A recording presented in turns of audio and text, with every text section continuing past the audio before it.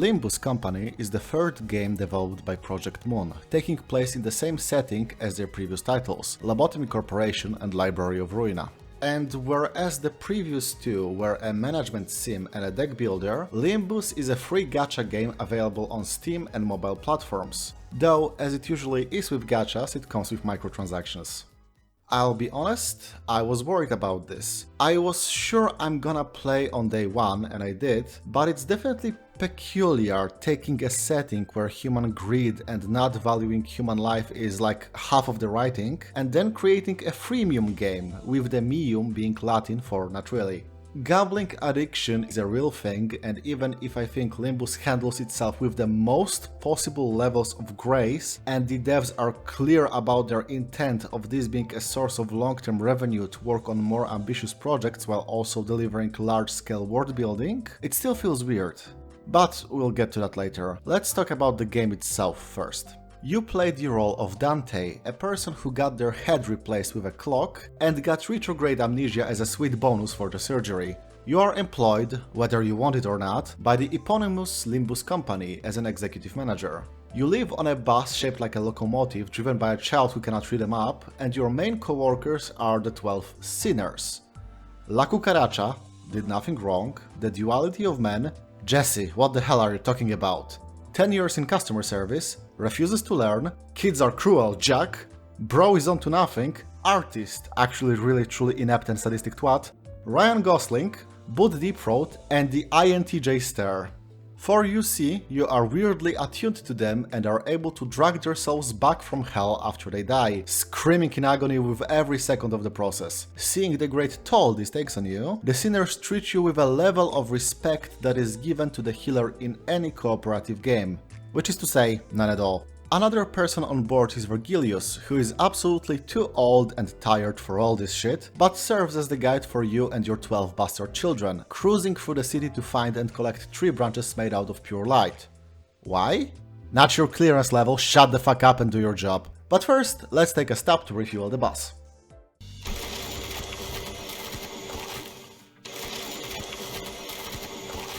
Alright, feed them feet first into the engine, the longer they suffer the more we can extract, chop chop. Yeah, if you were unfamiliar with Project Moon games before, this is as good of an introduction as any. You don't play quote-unquote good guys in these games, you play those willing to commit to anything to reach some higher purpose. That's how you survive, and honestly, feeding people into a vehicle is like a solid 3 on the scale of daily atrocities happening in the city, out of 100. Which brings us to a question. Do you need to play Lobotomy Corporation or Library of Ruina to play this game? The answer is a solid no, with an asterisk. The events of Lobotomy Corporation inform pretty much the entire Project Moonverse and its world building, so you will run into mentions telling you pretty much how the ending of the game affected the world really early. For Ruina, nothing big was spoiled as of yet. Because it's in the same setting, the same organizations are referenced and they sometimes allude to things that were twists in that game's mini-narratives, but that's about it. However, there is a prequel comic turned web novel called Leviathan, which they posted on Posttype, a Korean web publishing portal. It has 20 chapters, 15 of which were translated into English so far, but there are machine translations of the rest available, and it details the story of how Vergilius and Charon, the bus driver, got hired by the company. Do not, I cannot stress this enough, do not read it if you haven't played Library of Ruina to its completion. It's not just that it spoils several plot points of that game, some of the most poggers moments in that story rely on those spoilers. Just treat the tired old man and his autistic daughter figure as lovable screamblows, who sometimes allude to their past, and keep at it if this is your first foray into the universe. Alright, let's get to the actual game. The combat plays out as a slight spin on a turn-based RPG.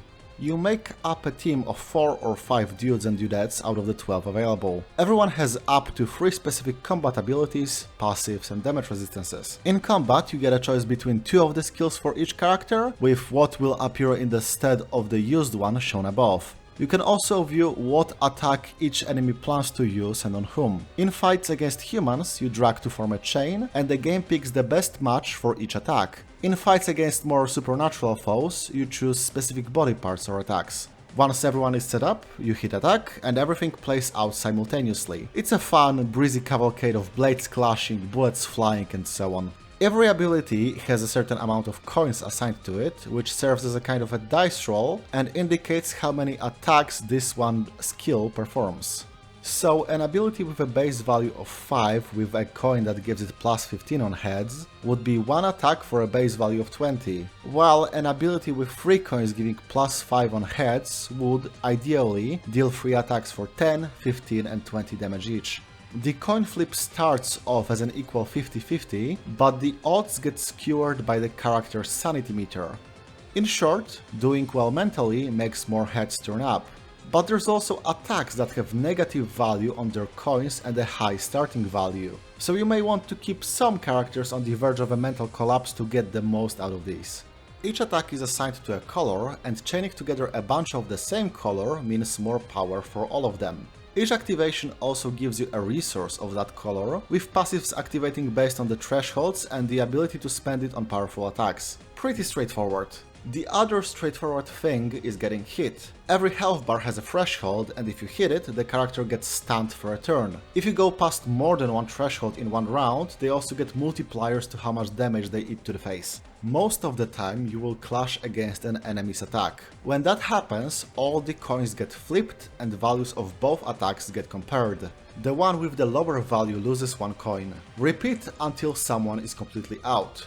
Which can mean that, on a close call after some back and forth, you can only have 1 attack out of the 5 you are banking on. Most coins also have specific stuff attached to them, inflicting status effects and such. So maybe you wanted this 1 coin to land to make your enemy bleed, but now it won't happen. Stuff like that.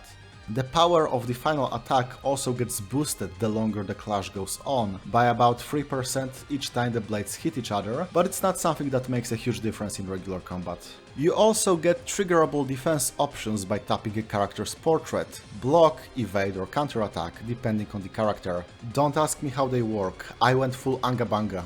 Or you can hold the portrait to access Ego, the aforementioned powerful attacks. Everyone gets 1 by default, and they are big, heavy hitters perfect both for blocking an incoming insane attack and to deal a lot of damage in one swipe.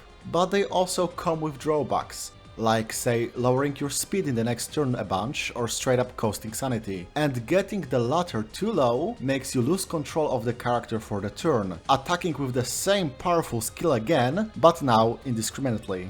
Or they panic and do nothing if you have nothing equipped. It's a good system and it works for the most part, but the fact that human fights are always automated can be a pain in the later chapters, when the difficulty really steps up. And by later I mean chapter 3, there's 3 so far. Making ego attacks go to the paralyzed fuck with 1 HP, just not having a feeling of control in general when struggling, it's not great. I wish it was a toggle rather than the only option. Aside from the regular story missions with fights in them, there are also dungeons. A designed one at the end of each chapter and procedurally generated mirror dungeons that you can do for some stuff weekly. They're quite simple but enjoyable, especially the plot-related ones. Pick a path, come across encounters and events, feel some slight stress as you have to drag along one of your dudes at the brink of death along, because health and sanity are tracked across the whole thing. It's not quite Darkest Dungeon, as there is no starvation, the story dungeons have recovery rooms right before the final boss fight, and mirror dungeons are frankly piece easy. But I did enjoy reading all the little events before I inevitably exhausted the full pool of text to read in about a week.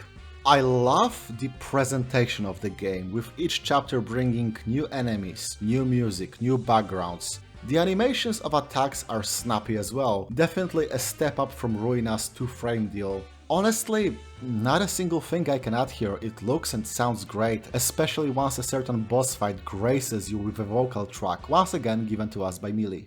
I initially held off on the video because there were issues with the game, which as of writing this script were fixed. Game froze in cutscenes if you didn't have your system language set to English or Korean, fixed. The indicators of whether or not you had an ego ready to go were difficult to tell apart, fixed. There was no way of grinding lunacy, the currency used for gacha rolls, fixed. As such, once the video hits your eyes, the game is in an acceptable technical state. I've heard that it has some optimization problems with phones, but it runs well on mine, so I can't verify it. You can link the mobile and Steam accounts anyways, and I primarily play on the latter, so yeah. However, there are still some systems that feel missing. There is a friend invite system that does nothing. Like, you can set up a team of your own 12 bastard children to help, but I never got the option to call on it, nor is there really any incentive to add friends. The choice of font is also very peculiar. For example, in my code here, the first sign is the letter I, not the digit 1, and this gave me hell trying to link accounts before figuring it out. And because it's just IDs, it's hard to tell friends apart. Project Moon, if you're watching, please send me exactly 7 lunacy so I can brag about it on social media, thanks. Story-wise, it's great. Project Moon games gained notoriety through word of mouth by the power of their writing and vibes, and this entry is no different. As I mentioned, we have 3 chapters so far, each focusing on the backstory of a different member of the crew, while also expanding on the world at large and putting them in episodic shenanigans. They're firing on all cylinders with fast and thrilling events that get you familiarized with the entire crew real fast. It helps that all 12 of them are based on works of classical literature, and oh hey, what's my older video doing here? However, most important of all is the fact that the team as a collective is a bunch of disorganized idiots. I came in expecting dark tales of regret, and I got that, but I also got absolute screwball comedy as I watched these 12 extreme personalities grind against each other. It gave me real tabletop RPG vibes of bullshitters failing forward, and I adore it. And as an indicator of how good the writing is, without any spoilers for any story bits, for every abnormality enemy, those SCP-like weirdos, you can view observation logs written by one of the sinners. A different one each time, and they're never signed, but you can absolutely tell by style and mannerisms alone who it is each time. Absolutely spectacular character writing. Nevertheless, all of that is sanded down by it being a gacha game, even if it is probably the fairest it's ever been. So, as a slight bitter note at the end, let's address how exactly that works, shall we? You get a pool of energy to use daily, with each fight draining a bit of it. You get refunded on failure, so a Stonewall will never make you think that you're just one better character away from winning. The rolling is for 2 things: ego and identities. The former are the super attacks, and they get pulled out of the pool once you get them. The latter are mirror universe versions of your 12 main characters. What if this cheerful optimist was a gang leader? What if we gave the hothead a gun and made him a furry? What if we gave the insufferable genius access to 4chan? Those sorts of things. It's never new characters or guest collabs, just what if their life went in a different direction kind of deal. And they still get weaknesses and such, even at high levels, so it's never a mindless steamroll.